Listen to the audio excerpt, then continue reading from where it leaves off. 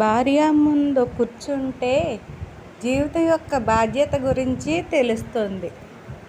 తాగుబోతు ముందు కూర్చుంటే జీవితం చాలా సింపుల్ అనిపిస్తుంది.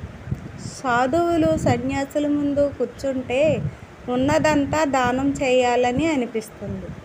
రాజకీయ నాయకుడి ముందు కూర్చుంటే మనం చదివింది అంతా వృధా అనిపిస్తుంది. జీవిత బీమా చేసే ఏజెంట్ ముందు కూర్చుంటే సస్తేనేమో మంచిదేమో అనిపిస్తుంది.